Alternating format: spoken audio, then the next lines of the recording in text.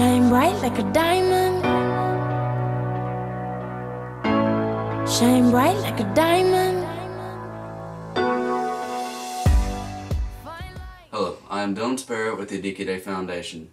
Our foundation enjoys recognizing young students. With me here today is Jaxson Welsh. At an early age, Jaxson was diagnosed with autism and one of the coolest kids in the neighborhood. And I'm proud to call him my friend. Jaxson, what's up and how are you today? Good. Alright.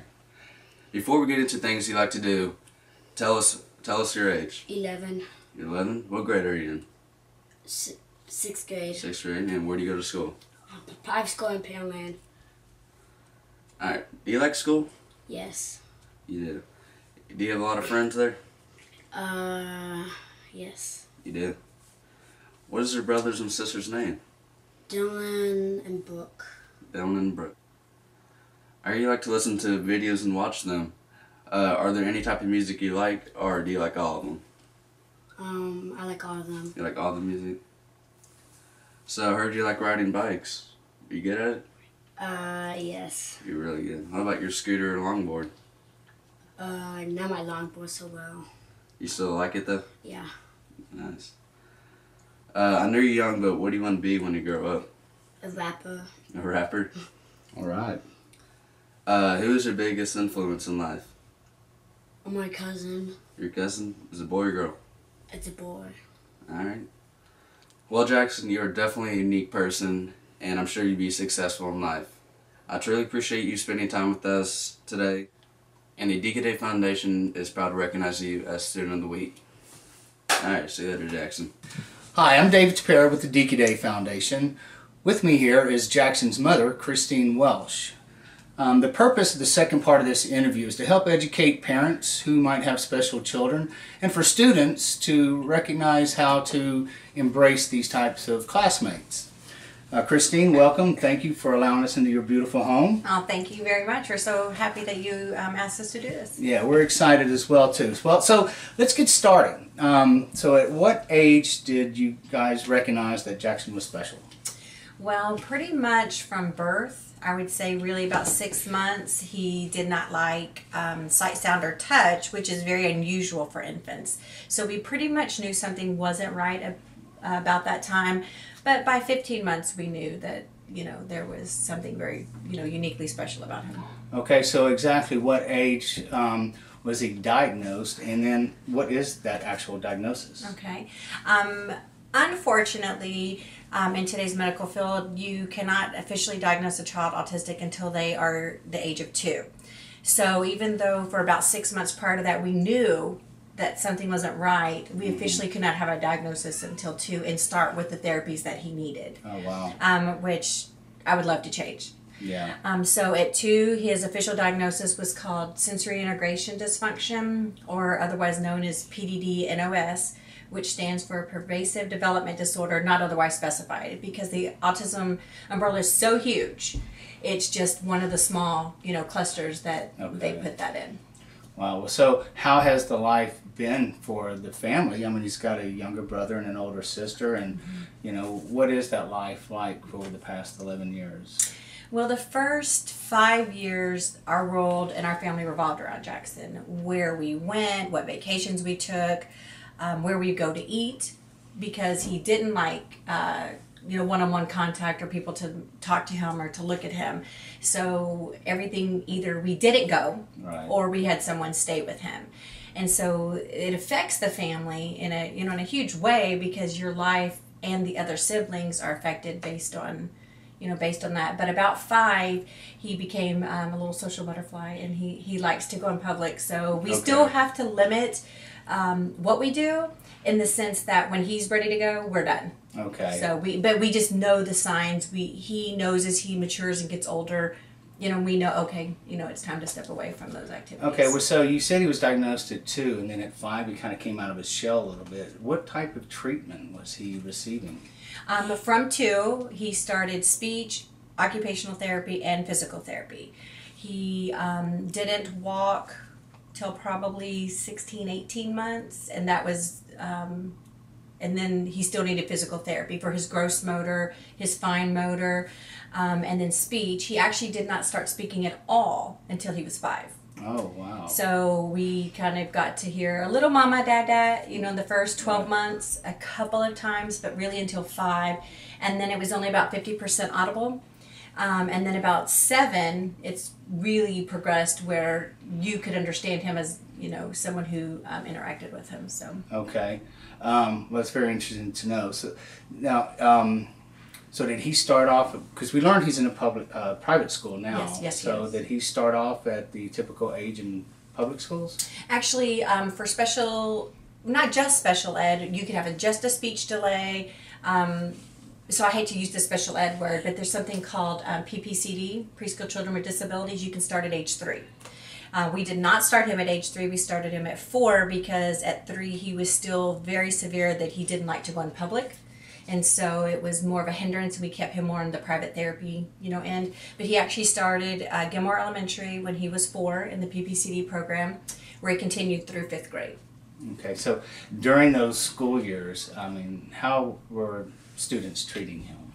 Well, in the early years, because they had been with him, and we teach them at that kindergarten and that 1st grade, they're more of the nurturing ages, right. And then in school, and because they've grown up with him, they were definitely kind to him.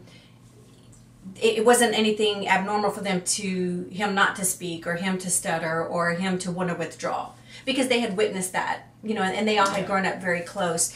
As the grades got older and the social cues became, even greater, then they weren't really as cruel to him again because they'd grown up with him, but they just didn't play with him. Right.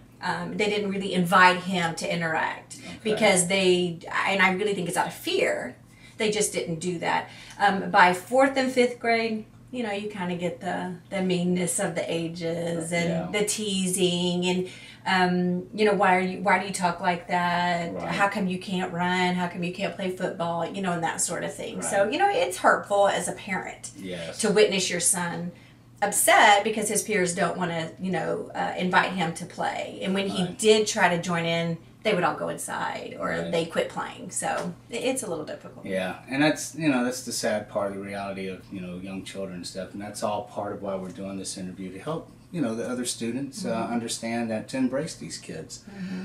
So let me ask you: is there any type of medication that goes along with this, or is it just therapy? There is. There's hundreds of medications that you can give. Typically, an autistic child is put on what they would consider a stimulant, the Adderall and that sort of thing. For some reason, even though they're withdrawn, typically a stimulant, just like ADHD, is kind of the way that they're treated diagnosed-wise. The medication. However, in his case, and many autistic children, it's kind of like a split field. We put him on a medication about 5. And he had full facial and body tics within 12 hours. Oh, wow. And it was so severe that we thought he was having a seizure. And we had to go to the hospital and kind of find out that can happen.